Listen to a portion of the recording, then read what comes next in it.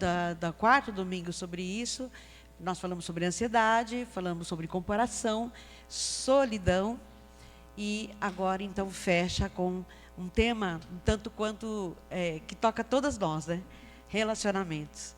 E quando fala de relacionamentos quebrados, o Senhor tem muito a falar para nós. Pai, muito obrigada por a adoração, da ministração. Obrigada por fazer parte, Senhor, dessa família que tem buscado o Senhor Jesus. Tanta coisa o Senhor tem feito entre nós. Obrigada pela pregação. Obrigada, Senhor, por todas as ordens e cuidado que o Senhor tem do púlpito e dos ministérios. Queremos te adorar mais uma vez, Senhor, nessa manhã, e tomar os nossos corações e mentes somente a Ti. Em nome de Jesus. Amém. Então, nós fizemos toda essa série olhando para exatamente aquilo que tem nos afligido os dias de hoje. Pós-modernismo, pós-modernidade, vai ser sempre uma maneira da gente aplicar a palavra, porque é o dos nossos dias.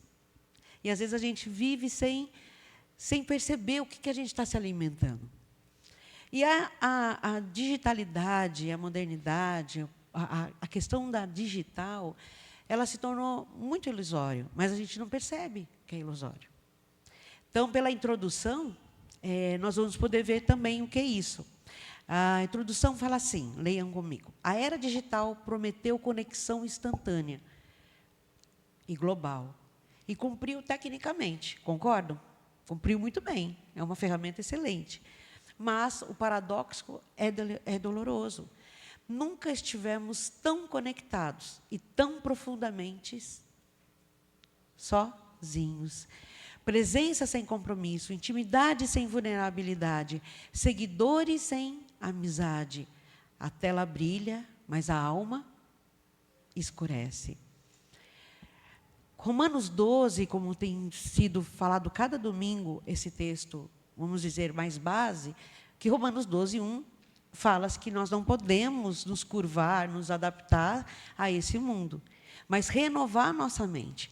E o texto que fala sobre relacionamentos, logo depois dos primeiros versos, é muito interessante. É um check-up, ou um diagnóstico pessoal sobre como nós estamos nos relacionando. Por quê? Porque não queremos nenhum relacionamento quebrado, porque a gente tem Cristo. Mas há de se acontecer, porque estamos no mundo. Olha que texto interessante. Quando continua ali nos versos 9 até o 18 do capítulo 2 de Romanos, vai dizer o seguinte, 12, desculpa. Amem as pessoas sem fingimento, odeiem tudo que é mal. Apegue-se firmemente ao que é bom. Amem-se, mas não é com qualquer amor. É com amor fraternal.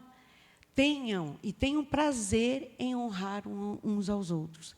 É é um prazer tão grande, é uma alegria tão grande quando a gente honra as pessoas que são os nossos mentores, professores, os nossos pastores, as nossas referências. Mas não só isso. Quando a gente honra um amigo, quando a gente honra uma pessoa que Deus tem colocado na nossa vida, é uma bênção. Porque a gente tira tudo de nós e a gente foca no que o outro tem feito, né? Jamais sejam preguiçosos. Paulo não mede palavras, né, gente? Apóstolo Paulo não mede palavras, principalmente com os romanos e principalmente com a gente, Deus, né?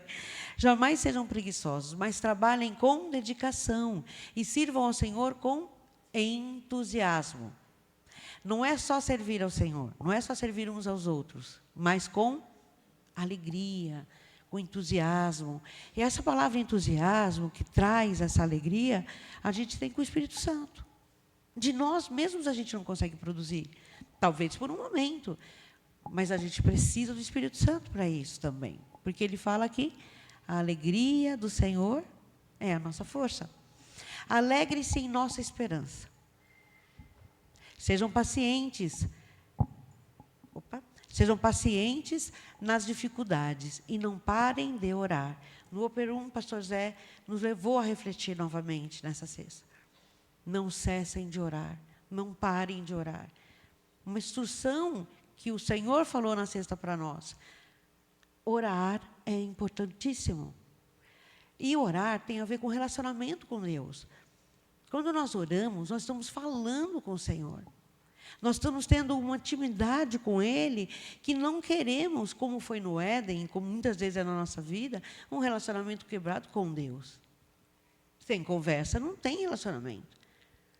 Em todo tempo, em toda hora, orem. Eu não sei se vocês têm isso no cotidiano, mas enquanto a gente está fazendo alguma coisa, eu sou assim, enquanto eu estou fazendo, não que eu estou com dupla atenção, mas eu tenho orado, sabe? Até em voz alta. Ai, Senhor, obrigado por essa louça. Obrigado por estar com a minha mãe. Obrigado por essa dificuldade. Deus, me ajuda aqui, me dá sabedoria, Senhor. Espera um pouquinho, eu tenho que tomar uma decisão. Ai, parece assim, que é tão... flui.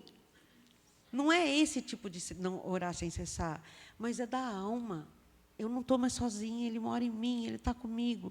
Isso faz tanta diferença, não pare de orar. Quando membros do povo santo passarem por necessidade, ajudem com prontidão, tudo sobre relacionamento. Estejam sempre dispostos a praticar a hospitalidade. Para nós, paulistanos, é um desafio enorme a hospitalidade.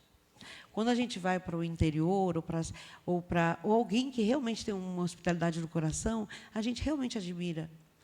Porque a hospitalidade dá tempo, você precisa estar junto, você precisa dar o melhor. E nem sempre a gente tem esse tempo. Mas, para nós, é muito importante, como paulistanos. Abençoem aqueles que os perseguem, não os amaldiçoem, mas orem para que Deus os abençoe. Alegrem-se com os que se alegram e chorem com os que choram. Vivam, tem um padrão de vida aqui. Vivam em harmonia uns com os outros. Não sejam orgulhosos, mas tenham amizade com gente de condição humilde. Não é humilde de poder aquisitivo. No grego aqui, humilde fica perto de pessoas que têm uma contrição de coração, que têm uma vida que já tem vivido realmente muitas coisas com o Senhor. E não pense que sabem tudo. Nós não sabemos tudo.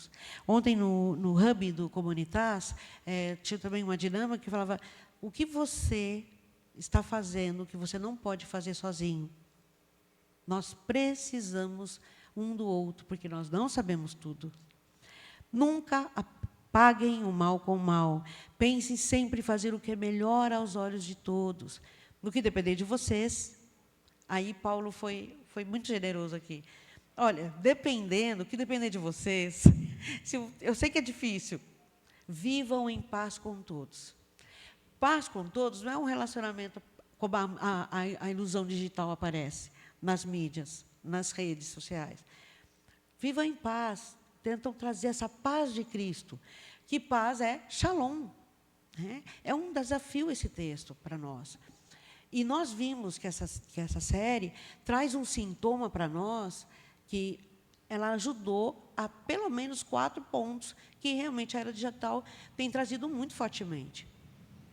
Ansiedade extrema, como nós falamos, comparação, porque as telas fazem isso o tempo todo, a solidão, que é o mal do século. Novamente, eu reforço aqui, a Agência Sanitária, vamos dizer assim, Mundial de Saúde, né, diz que nossa pandemia continua. Não é um vírus chamado Covid-19, mas é a solidão. É uma pandemia no mundo inteiro, a solidão, por causa da pós-pandemia mesmo da Covid, mas também para a era digital. A era digital moldou a alma humana. De forma silenciosa, ela foi tomando nosso coração. E a velocidade é tão grande, porque basta um clique, basta um olhar. Rouba de nós certas coisas que nós já tínhamos muito claros para nós. Por exemplo, como a gente falou, a comparação com vidas perfeitas. Nas redes corrói a identidade. Qual que será o padrão perfeito desse mundo que a gente tem que buscar? Sempre vai ser maior. Sempre vai ser maior. Sempre será a maneira do corpo, a maneira de viver, a estética corporal. O outro tem quantos diplomas, o outro tem quantos... Sempre esse motor, né? E Deus fala para a gente parecer com quem? Com Cristo. Então, se a gente tem que se comparar, né, vamos se comparar quem é Cristo em nós. E essa solidão se instala no meio de uma multidão virtual. Presença sem compromisso, intimidade sem vulnerabilidade. E aí acontece algo que a gente não percebe, que tem uma palavra pesada, mas é mesmo, é essa palavra que traz um relacionamento quebrado. Relacionamentos quebrados, é uma tragédia. Porque quando Deus fez essa ordem da gente conviver junto, Ele proclamou isso perfeito no Éden. Para se relacionar. Inclusive com os animais, inclusive com a terra, inclusive com o ser. Foi uma tragédia isso que aconteceu. E é uma tragédia com a nossa vida espiritual, quando isso acontece também. E a era digital, ela traz de volta essa possibilidade de que a gente pode viver sem Deus. A gente pode viver sem o outro. A gente pode viver e desejar saber mais. Qual é a árvore do conhecimento que está no teu jardim? Qual é a árvore do conhecimento? O que realmente Satanás tem dito para nós? Olha, se você for mais um pouquinho, não é que você vai morrer. Você vai ter mais conhecimento, você vai ter mais aplauso, você vai ter mais... E ele vai negociando. E a gente tem que realmente pôr a nossa autoridade cristã. E dizer, não, eu não vou seguir essa ordem, porque essa história eu já conheço. Essa história do Éden é a história que a gente já conhece, é a nossa história. Nós éramos pessoas sem um relacionamento único com Deus. Éramos, não só um relacionamento, nós todos éramos quebrados. E Deus, no seu infinito amor, trouxe a realidade, a bênção, a alegria, a força de Deus em Cristo, para que a gente tenha isso, que é a melhor coisa da vida cristã e dessa vida, que é se relacionar. O desafio que o Lucas traz, sobre o testemunho dele, é um desafio interno nosso também. Às vezes a gente conversa porque precisa conversar, se relacionar. Mas se dependesse de nós mesmos, será que a gente se envolveria com pessoas, se relacionaria? Porque a gente já sabe o fundo da história. Eu vou me aborrecer, eu vou ter que dar tempo, vai exigir de mim coisas que eu não tenho muita facilidade. Mas essa é a proposta divina. Isso é missões. É viver um estilo de vida cristão que leva a outra pessoa uma notícia tão maravilhosa que ela pode ter a cura, que ela pode ter a presença de Deus dentro dela, que ela pode ter elementos para que a sua família possa estar em paz, que ela pode... Sabe, essa proposta do Evangelho de estilo de vida, e contando isso para o outro, é possível. É possível amar sem as redes sociais. E essa ansiedade digital, ela gera essa reatividade e impaciência. É o próximo slide, Bruno. A comparação constante cria rivalidade e distanciamento. O outro deixa de ser irmão e se torna concorrente. A solidão da multidão virtual estimula conexões descartáveis. A gente se acostumou a descartar pessoas, a descartar coisas. O resultado é uma geração hiperconectada, mas profundamente fragmentada.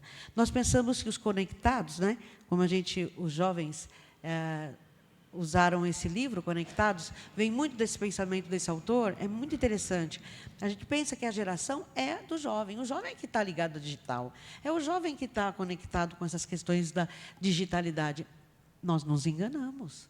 Todos nós, de diferentes idades, estamos, sim, numa geração atual, pós-moderna, digital, e que rege a nossa vida. Então, nós somos super conectados, mas profundamente despedaçados. Relacionamentos que deveriam ser refúgio, tornam-se campo de batalha. O que era digital, prometeu unir. Ela, silenciosamente, destroçou. Tem uma tese aqui central. Nem isolamento e nem assimilação demais com o mundo, que Paulo vai dizendo, Romanos 12, não se conforme com esse mundo. Não dá forma desse mundo para você. Então, não é só isolar disso ou entrar demais, mas é ter, todos nós temos, uma presença fiel e contracultural. A tua história é uma história, a minha, de uma presença fiel. Se nós abrirmos aqui, abríssemos para o testemunho, quantas respostas de fidelidade de Deus, inclusive essa agora, a resposta da nossa comunhão. Quantas vezes a gente foi contracultural sem a gente perceber, porque a gente estava falando do Evangelho. O Evangelho, a cultura do Evangelho de Deus, da história de Cristo, da nossa história em Cristo, é verdadeiramente já um testemunho contracultural. Para alguém que está distante, eu digo, não é possível. Esses cristãos, eu não sei, eles são alienados. Como assim amar? Como assim servir um ao outro? Como assim respeitar o que está na autoridade do nosso corpo, da nossa igreja? Como esse pessoal, fala outra língua, a gente fala outra língua. E a gente fala a língua do amor. E a história que a cultura conta é bem interessante, porque lembra que eu falei do Éden? O coração humano, ele não foi criado para isolamento. Ele não foi criado para isso que está acontecendo, e fenômenos que eu vou tocar, da era digital pós-moderna. Mas o pecado é pecado. Quando o Senhor propõe um estilo de vida que nós somos criados por Ele, num jardim, Ele propõe que tudo é restaurado, tudo é novo, tudo é perfeito. O pecado destroçou isso. O estudo, quem fez o estudo do Reframe, do Instituto do Canadá, do Eugene Peterson, do College, o Regent College, ele trouxe um episódio só sobre a proposta de Deus é única, nos restaurar, e Ele continua restaurando a gente. Por isso que ele fala, começou no Éden, mas vai terminar na cidade gloriosa. A gente está aqui sendo treinado nessa vida junto já, que a eternidade já chegou, o reino já chegou, para essa cidade gloriosa que Deus vai colocar. É lá que eu vou morar com você, é lá a nossa pátria, é lá a nossa cidade, não é São Paulo. Não é outro lugar, mas eu posso ser a cidade celestial única na cidade de São Paulo. E isso, o diabo convenceu, assim como ele convence hoje, que pode viver sem Deus, que pode viver isoladamente, que pode viver sobre a base de ambição. Isso quebrou a ordem de Deus. E o que Deus fez com Cristo e está fazendo quando Ele traz a mensagem do Evangelho? Restaurar a terra, restaurar os relacionamentos, restaurar as famílias. Ele tem um desejo maravilhoso de ser só uma única família, que somos nós, e imagine todo aquele dia que Ele voltar, e toda a terra que se converte ao Senhor ser uma família só, numa cidade, a gente vai viver tudo junto. Gente, nós vamos viver eternamente. Vamos começar agora já, Não pensa que assim, depois eu não vou ver essa pessoa. Você vai lá na eternidade. Você vai estar lá com ela. E na multiforme de Deus, a gente, preservando a personalidade, a gente vai continuar vivendo assim, nesse mundo que Deus está restaurando. E, como eu disse, a cultura digital oferece uma resposta idólatra. Vocês percebem que, por exemplo, pecados, tem o livro do Pecados Intocáveis, que o grupo do Lucas, dos jovens vão tocar, mas essa idolatria, a gente tem o conceito de idolatria como a gente vivia em outros séculos, também outras décadas. Idolatria, para mim, eu tenho que tocar e pôr mais poder nisso aqui, achando que isso daqui tem um poder de fazer algo por mim. Hoje é subjetivo, hoje é relativo em relação à digitalidade. A idolatria já não existe mais, esse conceito de tocar. São conexões fáceis, descartáveis e utilitárias. Isso é um estilo de vida idólatra. O ghosting, que é esse fenômeno da era digital que você simplesmente desaparece e não dá satisfação, é uma síndrome, é algo que vem da era digital. O cancelamento, por exemplo, as transações relacionais substituíram o compromisso. Falar de compromisso você falar de algo que mexe demais com as pessoas. Eu não sou obrigado. Se é verdade para você, se o compromisso é bom para você, vai, eu não quero ter esse compromisso. Porque a era digital já está lá atrás na mente, dizendo, é assim que deve viver. E nós, como cristãos, temos que ter em mente que o nosso campo missionário é mesmo a digitalidade. É a era moderna. Quando eu estou na tela, eu estou sendo uma contracultura. Ou eu também estou cancelando, ou eu também estou desaparecendo, ou eu também estou me cedendo aos efeitos de solidão, de ansiedade. O anseio é legítimo, porque Deus pôs isso no nosso coração. Agora, a resposta da era digital é uma ilusão. Pensa um pouquinho na sua história. Eu penso também na minha. Nós éramos pessoas que cedíamos ao engano. Antes de Cristo, nós tínhamos uma vida enganosa. E quem que estava enganando? Nós conosco mesmo. Achando, percebendo que certas religiões, certos comportamentos, certos convívios, supriria aquele anseio do coração que é a eternidade. O que Salomão vai dizer? Deus colocou no coração desejo por eternidade. Um espaço, um buraco, que somente Deus pode suprir através de Cristo. Esse anseio é legítimo. Hoje, nós queremos ainda mais essa eternidade, mais esse Deus que enche o nosso coração. Isso está no teu espírito, está na tua alma. Quando Deus te criou, Ele te pôs isso, colocou isso em você e em mim. E aí, quem roubou isso? O mundo.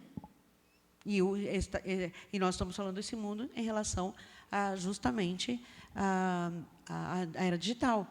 O próximo slide, Bruno, é isso que eu estou falando. A história que a cultura conta. Mais um. Deixa eu ver aqui. O anterior. Bom, deixa, tudo bem. Não vamos nos perder por isso. Então, a história que a cultura conta é isso, que a cultura que rege a minha vida. E Deus tem falado, eu quero restaurar tudo para você. Então, o engano que a gente tinha antes, ele não era palpável, não era uma ilusão. O dia que eu casar, vou ser feliz. O dia que eu tiver um bom trabalho, eu vou ser feliz, eu vou ter essa paz. O dia que eu tiver um filho, vai ser maravilhoso.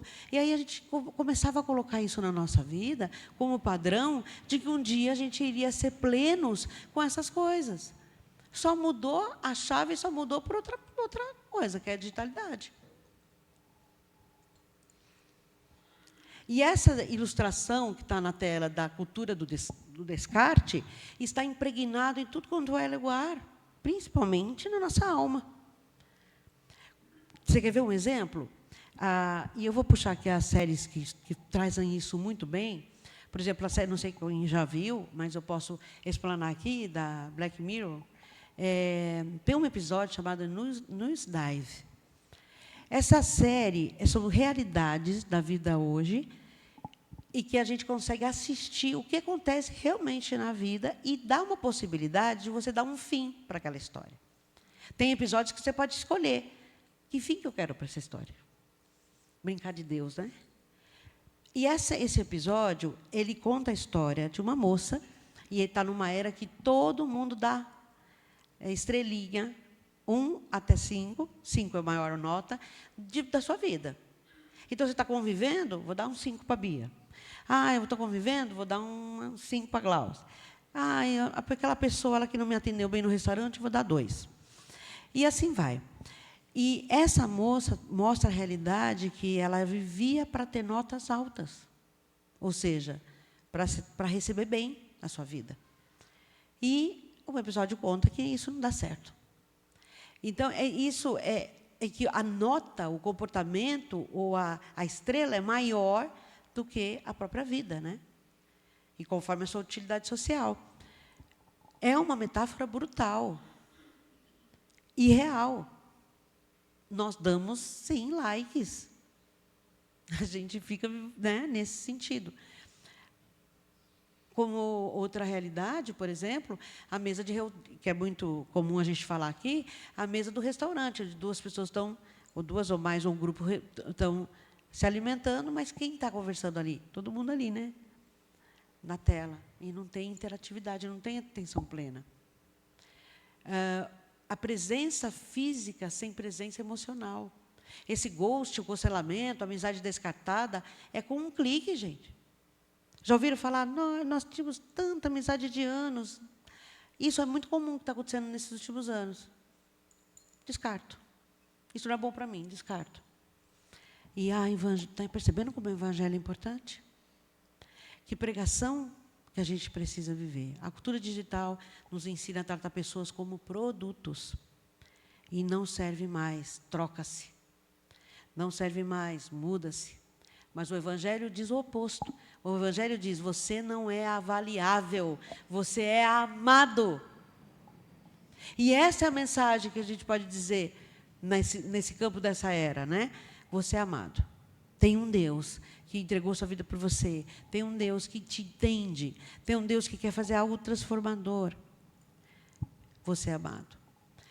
Nós falamos do Paulo em Roma, e ele precisou ser muito enfático na era, mas o Daniel, na Babilônia, nos fala muito bem isso. Daniel não se isolou, aprendeu, estudou e serviu com excelência dentro do sistema. Daniel não se assimilou, manteve limites éticos e espirituais firmes, mesmo sob... Vocês vivem sob pressão? Eu vivo sob pressão? A era digital vive. O algoritmo, tem gente, enquanto nós dormimos, tem gente pensando como eu vou pegar essa pessoa. Essa aqui ela não gosta mais, parou de seguir. O que eu posso fazer para ficar presa a essa pessoa?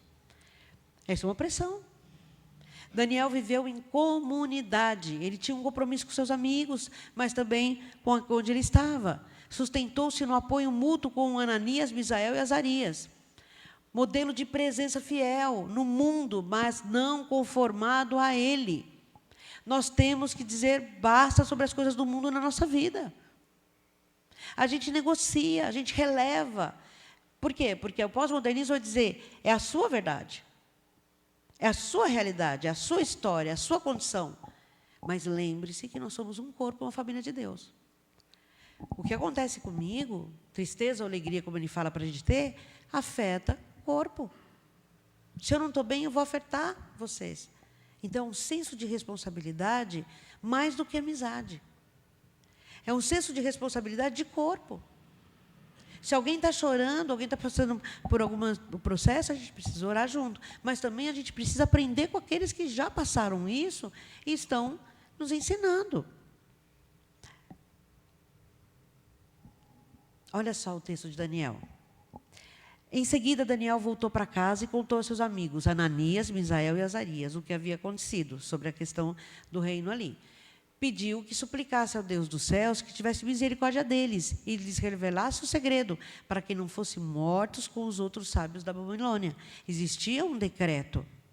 Daniel falou, olha, esse decreto está forte aí e vai mexer com a gente. O que nós vamos fazer?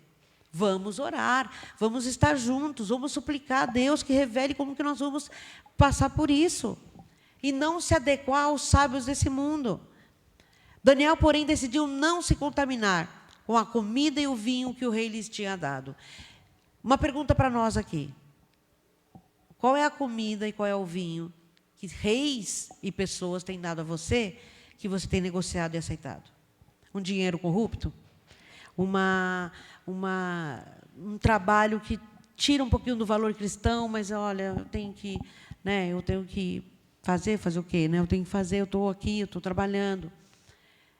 Então, essa comida e vinho era a questão ali de Daniel, porque ele tinha um jejum em si, tinha uma vida espiritual que isso contaminaria ele.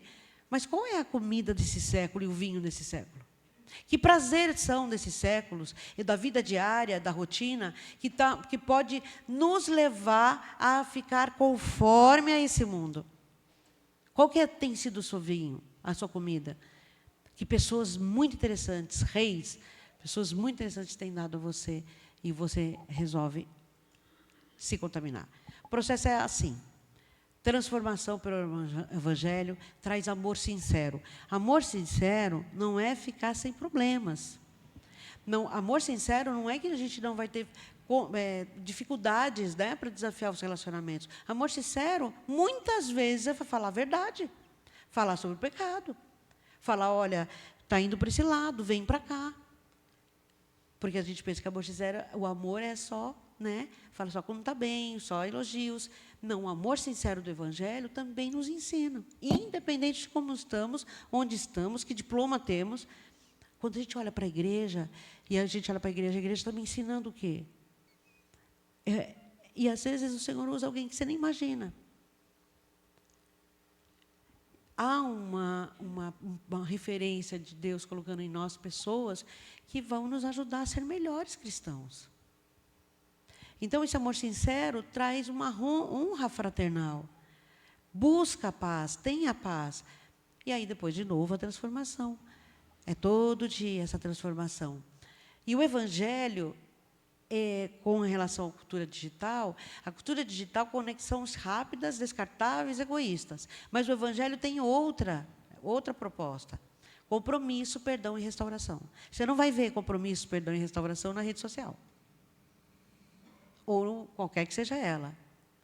São ferramentas interessantes. Tem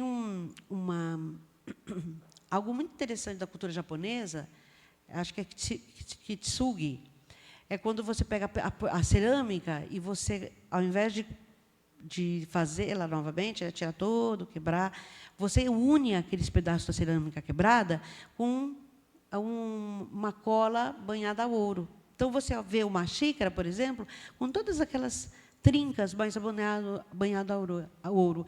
Ela está rachada, mas ela está ligada com o ouro, se tornou nova, se tornou mais bela. Porque a cerâmica ela precisa desse cuidado manual, desse olhar. O plástico não é assim. A cerâmica feita à mão é frágil, ela tem esse cuidado, ela é única, ela só tem uma peça, você não vai ver, né? Tem até em atacado aí. Mas, quando é feita à mão, tem aquele defeitinho que só quem fez sabe. Agora, o vaso de plástico, se você não mexe muito com ele, ele trinca, mas é difícil ele quebrar.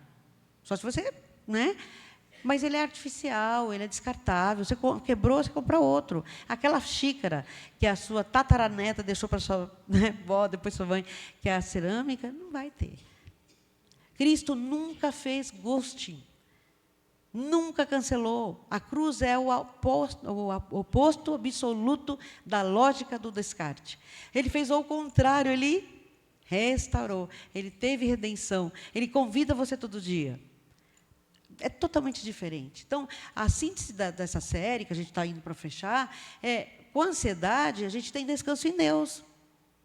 Como o pastor Zé, o Lucas, né, pregaram, a ansiedade tem um descanso em Deus. A comparação é uma identidade em Cristo.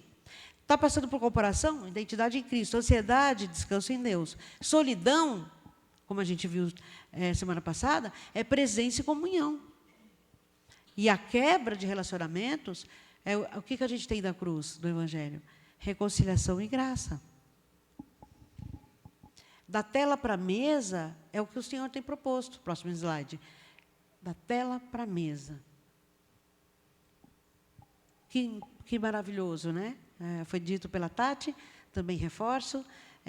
Que bênção podermos chegar aqui no horário e tomar café juntos. E eu poucas vezes vi alguém com celular, quando a gente estava na mesa ali.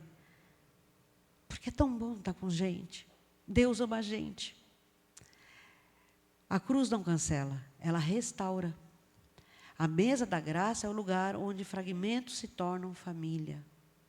Histórias quebradas se tornam possibilidades de comunhão. E aí a gente vai para essa aplicação, já para o final, que fala dessa ilusão da tela para a graça da mesa. E eu vou pedir licença para ler o texto mesmo, que eu trabalhei aqui. Aliás, não eu, né? Jesus trouxe. Irmãos, a nossa cultura nos vendeu uma grande mentira. Ela nos prometeu que a tecnologia nos aproximaria, mas nos entregou a maior epidemia de solidão e fragmentação da história. Nós aprendemos a curtir sem amar, a seguir sem conviver e a bloquear sem perdoar. Reduzimos seres humanos feitos à imagem e semelhança de Deus a meros perfis descartáveis. Mas a cruz de Cristo é o maior escândalo contra essa lógica do descarte. Na cruz, Jesus não nos deu ghosting quando nós o rejeitamos. Ele não nos cancelou quando erramos. Pelo contrário, Ele rasgou o véu, derrubou os muros da separação e pagou o preço do sangue para que pudéssemos ter vida. Vida na vida. Esse sangue restaurou a nossa ponte quebrada com o Pai. Nós precisamos voltar para o Evangelho várias vezes. Como disse o Shed, se converter todo dia. Dizia ele, né? Qualquer ponto da nossa vida que esteja quebrado, ou precisando da unção, da bênção de Deus, o sangue está lá, gente. Vivo. O Evangelho da Graça ainda é para hoje. O Evangelho nos chama para a graça e para a verdade da mesa. Pode passar nos slides, tá, Bruno? Para não ficar. E essa verdade do Evangelho vai justamente adequar ao que você está individualmente passando, vivendo. Essa resposta é real. A igreja que ama, perdoa e permanece. Se você é perdoado, eu sou perdoada. Essa restauração é para agora. Se o cabo da xícara quebrou, o sangue de Jesus não deixa aquela marca, ele refaz ali. O Evangelho é para aquilo que você está pensando agora, que está fazendo paralelo para a sua história. Cura, santificação, purificação, resposta, orientação, direção, vida em comum. Atento ao ouvido de Deus, que aquele irmão está falando alguma coisa comigo, que eu vou poder aplicar. Então, o Evangelho é para toda hora. E é maravilhoso ter esse Jesus como nosso amigo, nosso Senhor. Hoje, o Espírito Santo não está nos chamando para sermos apenas juízes dessa cultura pós-moderna, mas para sermos uma comunidade contracultural. Vai exigir esforço nosso, sacrifício nosso, mas vai exigir também um posicionamento, como a gente tem falado em todas as pregações. E essa contracultura é uma igreja que ama quando o mundo odeia, que perdoa quando o mundo cancela, que permanece quando o mundo a abandona. Talvez você e eu tenhamos chegado aqui hoje com o coração ferido, carregando os cacos de uns relacionamentos quebrados. O relacionamento quebrado, a gente faz aquilo que o Espírito Santo está pedindo para nós. Perdoando, orando por essa pessoa, abençoando. Se aquele relacionamento, aquela outra pessoa, não estou falando da comunidade aqui, estou falando das nossas vidas mesmo, lá fora também. Se o outro não quer esse perdão, se o outro não quer se conformar ao Evangelho, é o Senhor com ele. Mas hoje a gente tem a oportunidade de fazer o quê? De pôr o Evangelho nisso, se libertar disso. Talvez o relacionamento quebrado não seja aquele amigo ou amiga do trabalho, mas seja um casamento onde a conversa já deu lugar ao silêncio.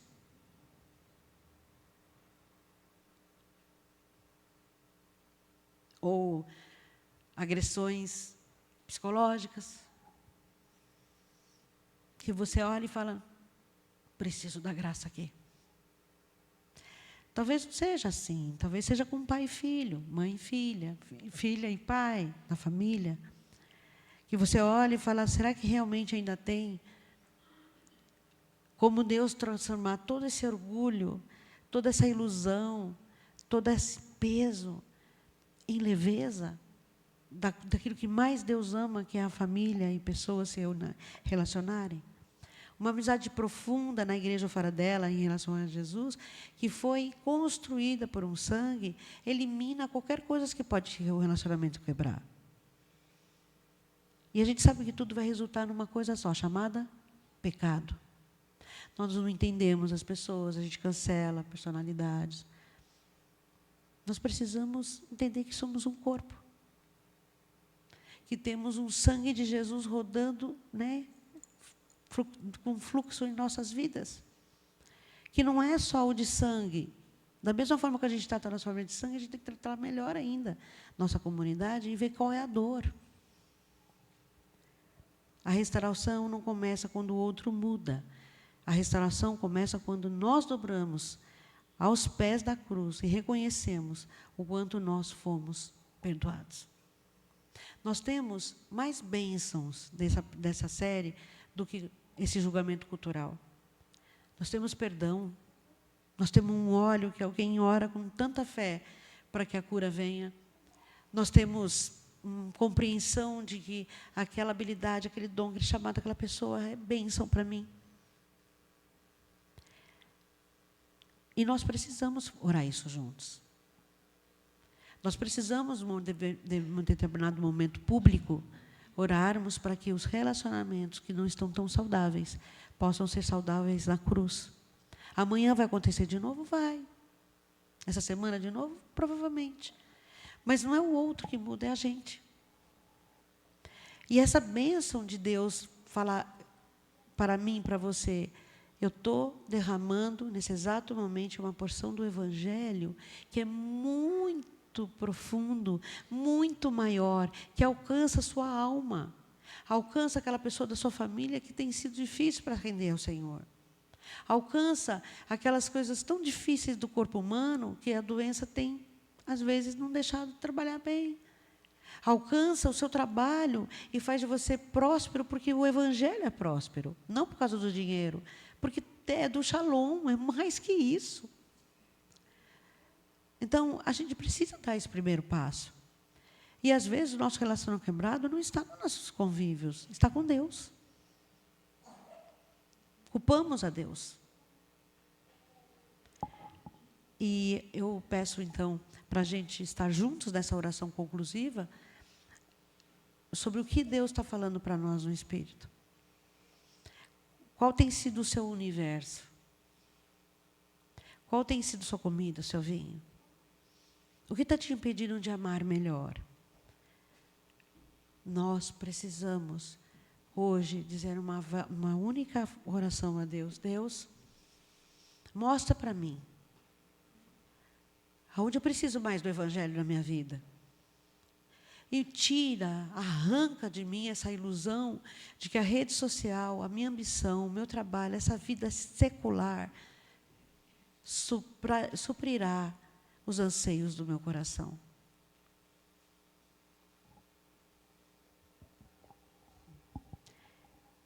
Vamos abaixar nosso olhar, nossa cabeça em sentido de reflexão. O Senhor está tão presente, né, nas nossas vidas, e é tão presente aqui.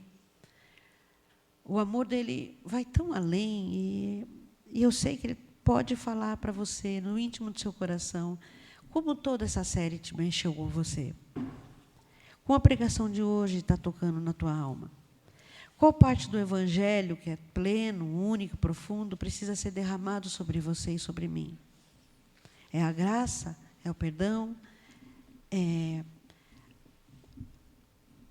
a firmeza de que temos um futuro, e esse futuro chama Deus, Jesus? É a libertação do orgulho? É a libertação da soberba? É a libertação da dificuldade de viver uma vida cristã, num trabalho, numa vida aqui desse secular que nos arranca da presença de Deus. Senhor nosso Deus, Senhor Jesus, Pai amado, Pai querido, obrigada, Senhor, porque o Senhor não desiste de nós. Sabe, Senhor, olhando para o fundo da nossa alma, a gente precisa tanto do Senhor, não só como igreja, mas individualmente. Os dias têm sido tão difíceis, mas também, Senhor, a gente vê tanta coisa linda acontecendo na nossa família. Pessoas restauradas, pessoas com uma alegria de servir o Senhor, pessoas que têm um compromisso contigo, famílias que estão voltando para a tua casa, pessoas encontrando o evangelho pleno, uma resposta que nem imaginaria na vida. Temos visto o Senhor nos vestindo, nos dando teto, nos dando relacionamentos tão profundos, maravilhosos.